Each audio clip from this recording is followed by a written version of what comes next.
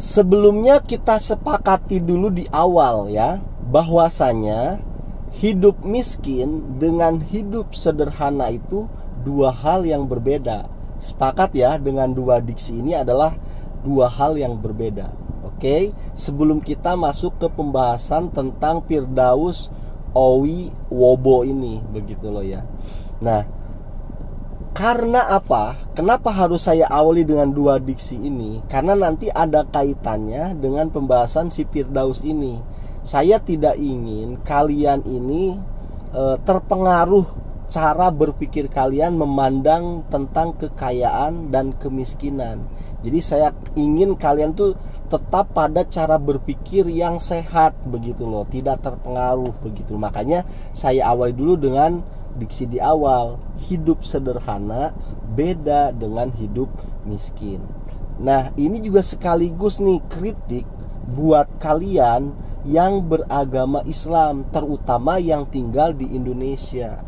Karena masih banyak orang-orang yang beragama Islam yang tinggal di Indonesia itu cara berpikir tentang kekayaan, cara berpikir tentang kemiskinan itu salah kaprah, begitu loh.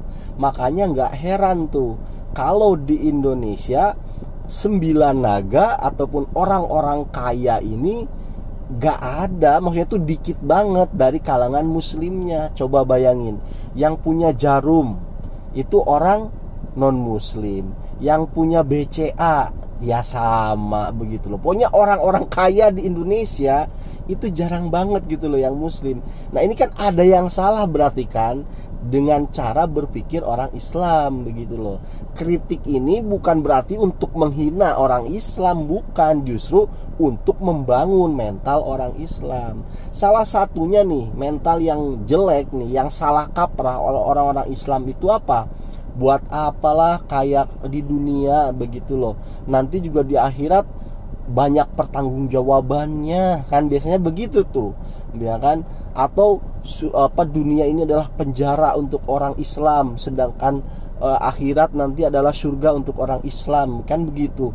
Itu banyak banget gitu cara-cara berpikir, sebenarnya itu cara berpikir yang salah namun dibenarkan, begitu loh. Udahlah, nggak usah kaya-kaya banget, nanti dia susah di akhirat, kan begitu. Alah, pokoknya itulah cara-cara berpikir yang aneh-aneh, menurut itu salah kaprah. Dan biasanya juga nih itu mengkambing hitamkan Nabi Muhammad. Dan banyak sekali, mungkin diantara kalian juga ada tuh yang meyakini bahwasanya Nabi Muhammad itu orang miskin, kan, ya kan? Dari mulai ceritanya, rumahnya hanya begini, ketika menerima tamu juga tidak ada kursi, tidak ada apa, duduk lesehan. Bahkan pernah Nabi Muhammad itu lapar, nggak makan, berbagi dengan Siti Aisyah istrinya. Wah, Nabi Muhammad itu miskin, begitu kan? Masih ada tuh yang berpikir begitu. Kalian percaya nggak sih Nabi Muhammad miskin? Kalau saya emang nggak percaya. Nabi Muhammad itu kaya loh, kaya raya. Makanya diksi di awal, hidup sederhana dengan hidup miskin itu jauh berbeda. Nabi Muhammad itu kalau bagi saya, dia itu orang kaya tapi hidupnya sederhana. Kok bisa bang Nabi Muhammad orang kaya? Gini loh bang, ini bos ya, saya jelasin nih. Mahar, waktu Nabi Muhammad menikahi Siti Khadijah, itu maharnya berapa bos?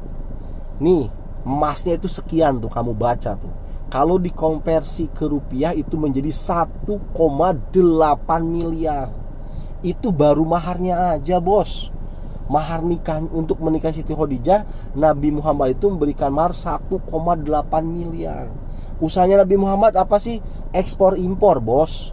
Dia itu usahanya di bidang ekspor impor, ya kan? Nggak kaleng-kaleng. Lu kira kalian kira apa Nabi Muhammad kagak bisnis gitu, dakwah aja? Nggak bisa bos. Dia itu pebisnis ulung. Nih logikanya nih, kamu kalau menikah, ya kan, ngasih mahar ke istrimu berapa sih? Katakan lah ya, ngasih mahar nih yang gajinya UMR, ya kan, ngasih maharnya berapa? 5 juta sampai 10 juta. Itu apakah semua kekayaan kamu dikasihkan ke istrimu? Kan enggak. Mahar itu misalkan kekayaanmu ada 100 juta, maka maharnya itu paling Ya 5 jutanya, katakan 5%-nya lah gitu dari semua kekayaan yang kamu miliki. Itu artinya kalau Nabi Muhammad memberikan mahar kepada Siti Khadijah 1,8 miliar, itu artinya harta kekayaannya dia bisa-bisa sampai dengan 100 miliar. Itu bayangin, ya kan? Tapi kalau gimana bang dengan cerita Nabi yang hidupnya sampai makan, dia itu ngasih contoh. Dia tuh sebagai nabi kan, ngasih contoh kepada umatnya, jangan berpoya-poya, hidup sederhana. Begitu, beda. Orang hidup miskin dengan hidup sederhana tuh beda. Nabi Muhammad itu hidup sederhana. Kaya nggak? Yo kaya. Cuma duitnya bukan buat poya-poya, buat dakwah. Begitu loh, ya kan? Nah, itu baru maharnya nih. Belum yang kedua nih. Harta untuk muterin bisnisnya.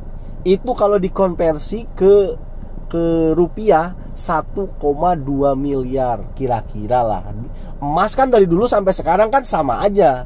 Nah dulu Nabi Muhammad itu investasikan di emas tuh kan. Nah emas itu kalau dirupiahkan sekitar 1,2 miliar. Itu untuk muter bisnisnya loh. Nabi Muhammad itu 1,2 miliar tuh. Kemudian yang selanjutnya nih, uang investasinya, dia tuh investasi juga. Kalau sekarang mungkin Nabi Muhammad itu beli kripto gitu palingnya. Pokoknya dia investasi lah ya, beli saham mungkin begitu. Nabi Muhammad sama, sekitar 1,2 miliar juga. Tuh, bayangin. Itu duit yang diputer. Itu kemudian duit yang diinvestasikan. Boh, ngeri kan? Makanya jangan kira Nabi Muhammad itu orang miskin. Akhirnya umat Islam di Indonesia pengen niru semua nabinya miskin. Padahal itu ustadz yang ngomong Nabi Muhammad orang miskin salah fatal ini. Akhirnya umatnya pengen niru semua ya, nabi kita juga orang miskin. Padahal lihat maharnya aja 1,8 miliar. Coba saya pengen tahu kemarin Raffi Ahmad waktu mahar ke Nagita sampai nggak 1,8 miliar? Hah? Padahal Raffi Ahmad tuh sultan gitu loh. Atau siapa orang kaya misalkan tuh yang ngasih mahar waktu nikah 1,8 miliar, ya kan? Berarti itu duitnya triliunan gitu loh. Kalau maharnya aja 1,8. Lalu kira Nabi Muhammad orang miskin. Ya ampun gitu lah. Ini salah kaprah begitu loh. Ngeri kan? Gitu loh. Nah, sekarang kita kembali ke kasusnya si Firdaus Oiwobo begitu loh. Nah, jadi ternyata si Firdaus ini kan punya adik kandung gitu loh, yang kerjanya sebagai tukang ojek. Adek gue nih, adik kandung nih. Dia sekarang ngojek. Grab. Ojek. Ini sarjana ekonomi nih, aku tahu sih. Mercu Buana, IP-nya 3, berapa dulu? Kenapa sih lu nggak mau jadi orang kaya? Kenapa sih? Coba. Kenapa lu nggak mau jadi orang kaya? Ya ini kayak supermarket. Nah, Makin lu masuk belanja di supermarket banyak ambil barangnya, lu pasti akan ketahan di kasir. Dan itu lu dituntut minta pertanggungjawaban. Apa? Bayar. Lu harus bayar apa ya barang yang lu udah ambil. Perumpamanya seperti itu di akhirat nanti. lu nggak suka kalau jadi orang kaya? Lu gua kasih perusahaan nggak mau. Gua kasih perusahaan, gua kasih fasilitas, lu nggak mau. Kenapa? Biarlah gue hidup di dunia ini dengan peran gue seperti itu. Sebagai Gojek. Ya? Percuma ijazah sarjana lu. Nggak usah. Sarjana itu cuma identitas di dunia. Emang lu ditanya di akhirat nanti ijazah sarjana. Gitu loh. Kemudian ada percakapan lah antara Firdaus dengan si adeknya ini yang tukang ojek. Nah, cara berpikirnya si adenya ini menurut saya luar biasa begitu loh, ya kan? Jauh banget dengan si Firdaus. Kalau menurut saya si Firdaus sih kayak punya kelainan jiwa deh, yaitu apa? NPD, narcissistic personality disorder itu si Firdaus nih. Kayaknya ngomong itu lebay banget gitu loh. Ngomong sama orang-orang punya gunung, ya kan?